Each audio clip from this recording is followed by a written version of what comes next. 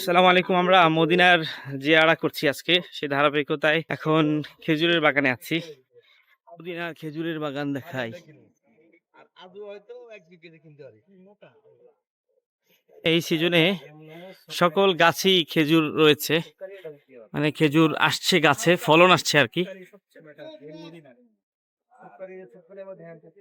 ফলন আসছে গাছে, কিছুদিন পরে এগুলো পাকবে। আমরা কিছু হাদিস সাহেবদের কথা শুনবো ইনশাআল্লাহ। আমিন ভাই, কি অবস্থা? কেমন লাগতেছে খেজুর বাগানে এসে ভাইয়া? কি অবস্থা মাওলানা সাহেব, কেমন লাগতেছে খেজুর বাগানে? জি আলহামদুলিল্লাহ। সিরাজ সাহেব, খেজুর বাগানের অনুভূতি কেমন? একটু আমাদের ইতিহাস শুনান, খেজুর বাগানের সম্পর্কে শুনান। আলহামদুলিল্লাহ খেজুর বাগানের অনুভূতি তো ভালো। নবীজি সাল্লাল্লাহু খেজুর বাগানে বিভিন্ন সময় বিশ্রাম নিতেন। হ্যাঁ, সাহাবা একরামদেরকে নিয়ে গল্প করতেন, বিভিন্ন পরামর্শ করতেন, ছায়ায় ঘুমাইতেন। মাশাআল্লাহ, সিরাজ সাহেবের কাছ থেকে কিছু শুনলাম আর কি। আচ্ছা আনোয়ার সাহেব, খেজুর বাগানে এসে কেমন লাগতেছে? হ্যাঁ, ভালো লাগতেছে খুব।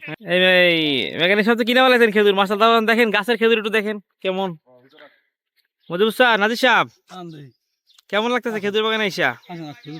হ্যাঁ দেখেন খেজুর দেখেন।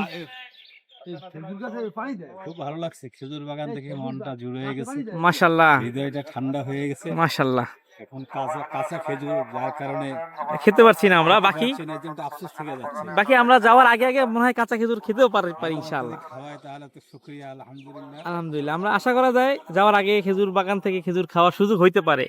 এই যে একদম তাজা খেজুর, হ্যাঁ গাছ ভর্তি খেজুর, এই বাগানটা একদম পুরোটা। তাজা খেজুর, হ্যাঁ চমৎকার খেজুর, খুব ফাইন। প্রতিটি গাছে এত খেজুর ধরেছে যে বলা